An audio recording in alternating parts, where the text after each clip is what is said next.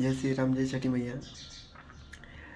ये जो यूजीसी नियम है, ये लागू करने की जो है ये ज़रूरत क्यों पड़ गई। पहली बात हम देखेंगे कि यूजीसी नियम में जो बदलाव हुए हैं वो एक मुख्य कारण के वजह से हुए हैं। जो आपने रोहित वेमुला का नाम सुना होगा, जिसमें 2016 में एक केस हुआ था, जिसके कारण वो बहुत ही चर्चा में आया था वो मुद्दा। उन्होंने कहा था कि मेरे साथ जातिगत भेदभाव हुआ है। कॉलेज के जो महाविद्यालय के जो कैंपस होते हैं प्रांगण में, उनके साथ जो है जातिगत भेदभाव हुए, और उसकी वजह से जो है वो एक पीएचडी स्कॉलर थे जहाँ तक सुनने में आया है, और वो हैदराबाद के कॉलेज में उन्होंने जो है दाखिला लिया था। और इस सब की वजह से जो है जातिगत भेदभाव की वजह से उन्होंने 2016 में आत्महत्या कर दिया और अपने इसमें लिखा कि मेरे साथ जातिगत भेदभाव हुआ है। इस वजह से वो जो मुद्दा है बहुत ही गंभीर मुद्दा हुआ था, बहुत ही बहस का मुद्दा बना था, जिसमें पुलिस ने जो है उनके पास जो सर्टिफिकेट था वो एससी कम्युनिटी से उनका सर्टिफिकेट बिलोंग करता था, परंतु पुलिस ने जब जांच किया तब वो पता चला कि वो ओबीसी अदर बैकवर्ड क्लास जो रहता है ओबीसी, उससे ये ताल्लुकात रखते हैं। और जज के सामने उन्होंने पुलिस वालों ने प्रस्तुत किया, और भी जो है उनकी माँ जो है ये खारिज बोल रही है कि नहीं ये गलत है, ये है वो है। और जब उनकी मृत्यु हो गई रोहित वेमुला की, उसके बाद उनके माता पिता ने जो है बुद्धिज़्म जो है अपना लिया है। तो ये तो रही रोहित वेमुला का केस, और ऐसे अनेकों केस हुए हैं कैंपस के प्रांगण में। और यूजीसी के पास जो आंकड़े आते हैं वो ऐसा नहीं है कि नहीं होता है, किसी के साथ ऐसा भेदभाव होता है, ये माना भी जाता है। किसी किसी के साथ शायद ही किसी किसी के साथ होता है, हर एक व्यक्ति के साथ नहीं होता है। ये भी स्वीकार कर सकते हैं कि हाँ हो सकता है किसी की मानसिक स्थिति अगर वैसी हो तो ये होता है। लेकिन अगर आप सब को लेते हैं तो ये तो बहुत ही गलत विषय है, ये तो बहुत ही गलत बात है ना कि आप एक साथ सबको ले रहे हैं। इसमें एक कंचन यादव करके हैं आरजेडी की प्रवक्ता, उसमें देखिए कैसे किस तरीके से ये जो है राजनीति का विषय बन गया है। इसमें किस तरीके से वो जंतर मंतर पे आंदोलन कर रही है।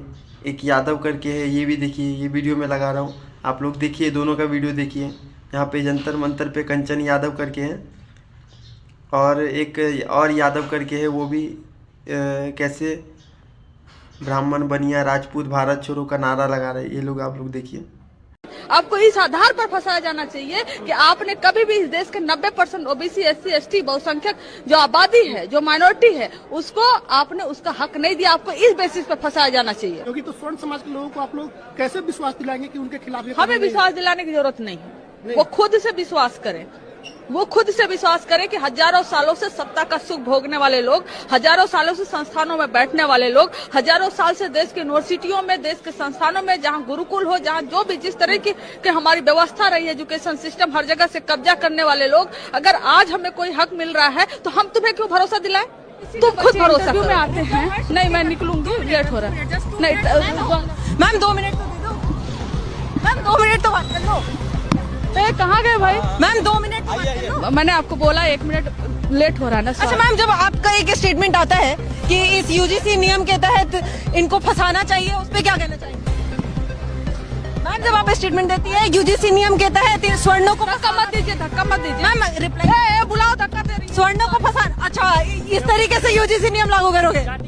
ऐसे चाहिए यूजीसी नियम मैम? जाति का चश्मा। ये देखो, 2 पुरुषों को पीछे से भिड़ा के हर्ष इस तरीके से, देखो 3 पुरुषों को अपने इर्द गिर्द खड़ा करके और एक सवाल का आंसर नहीं कर रही है, जो खुद के मैम का स्टेटमेंट है। देखिए, आमतौर पर क्या रहता है कि जब कोई महाविद्यालय या कॉलेज, मतलब कुछ भी, अगर स्कूल विद्यालय में जो कोई भी छात्र छात्राएं पढ़ती हैं, जब अलग अलग जगह से आए हुए दोस्त बनते हैं, तब उनमें जो हंसी मजाक होता है, उसे हम ये नहीं बोल सकते कि हम ये कोई उसे सता रहा है या ऐसा कुछ करके।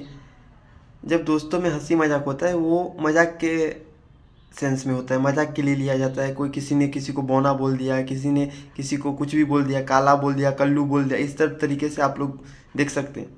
बहुत लोगों को उसमें बुरा भी लगता है। बहुत सारे ऐसे लोग होते हैं जिसे कुछ भी मजाक पसंद नहीं है। वो अगर किसी के साथ मजाक करे वो सही है, लेकिन अगर आप किसी के साथ मजाक करो तो वो सही नहीं है। इस तरीके की मानसिकता होती है लोगों में। किसी ने किसी को लंबू बोल दिया, किसी ने किसी को पतलू बोल दिया। ये दोस्तों के बीच में हंसी मजाक चलता रहता है। जहाँ तक डिस्क्रिमिनेशन की बात है, जहाँ तक मतलब किसी को ये करना, सताया जाना, बहुत सारे लोग, जैसे कोई यूपी बिहार से आता है तो उसे भैया बोल देते हैं। जैसे कोई अगर नॉर्थ ईस्ट से आता है तो कैसे आप लोग चाइनीज, मोमो, मंचूरियन, उसे नेपाली के सताते हो। हर एक जगह हर एक लोगों के साथ कुछ ना कुछ होते रहते हैं। जहाँ तक सताने की बात है, बहुत लोगों की ऐसी मानसिकता होती है, लेकिन आप अगर इस विषय पर सबको अगर घेरे में लेंगे तो ये तो गलत बात है। हमने जो हमारे न्यायाधीश महोदय, उन्होंने इस विषय को समझा, जाना और उसके बाद अपना उत्तर दिया कि नहीं, ये चीज़ जो है गलत है। और उन्होंने बहुत ही अच्छा उत्तर दिया है उन लोगों को जो विपक्षी वकील थे, ओपोजिशन वकील। उनको करारा जवाब देते हुए कहा, अगर आपको इतना ही लग रहा है, सताया हुआ है या कुछ ऐसी तरीके की चीज़ें हैं, तो आप अपने नाम से अपना सरनेम हटा लो। सही है ना? अगर आपको इतनी तकलीफ़ हो रही है तो आप अपना सरनेम हटा लो, नाम रखो खाली। क्यों वो सरनेम लगा के उस चीज़ का फ़ायदा उठाते हो? ये सब चीज़ें हैं। तो आपने देखा ही हर एक चीज़ है। और आप लोग क्या सोचते हैं इस विषय के बारे में, कमेंट बॉक्स में अपनी राय दें। जय श्री राम, जय छठी मैया, जय जानकी मां, नमो बुद्धाय, जय हिंद, जय मिथिला बिहार।